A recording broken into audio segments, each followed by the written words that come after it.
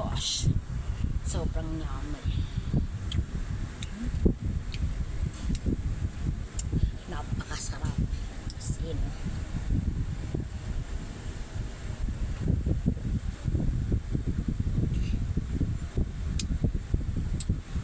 Gusto ko talaga to siya. Ang lasa niya to.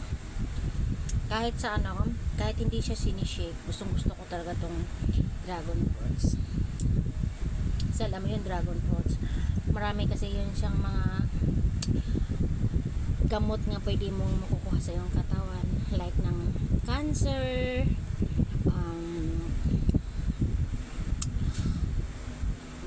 basta marami siyang benefits para sa katawan mo. Kaya kayo dyan hindi kayo mahilig kumain nito, yan, pwede talaga to. Tapos pwede nyo nga itong pagsabayan yung dragon fruits, tapos yung ano pa ba, yung guyabano, yan, pwede nyo yan siyang i-shake, tapos sabayan nyo ng yung lemongrass, tapos yung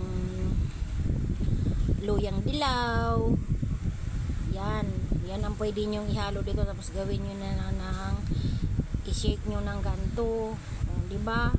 So kaysa lagi kayong maggamot, mag-maintain kayo ng mga gamot yan, para yun sa mga high blood, diba? Yung mga generic na turmeric yung luyang dilaw, yun.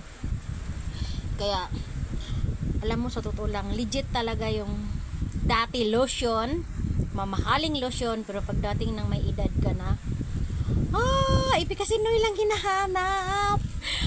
May ganon talaga ngayon. Lalo na ngayon sa panahon ngayon, yung mga buko nagtatayuan, para kang aswang. At saka yung noo ko malapit na gumaling sana, pero thank you Lord, at yan ang aking niranas. Sobrang thankful ako sa Lord kasi nandyan yung mga pagsubok, pero nakayanan naman kasi hindi ako napabayaan ni Lord, diba? Lalo na to,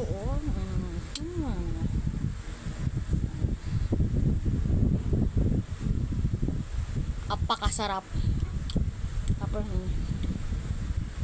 kasi kung pupunta kayong restaurant, mag-order kayo nito, siguro isang order yata nito halos na mga sa 180, depende po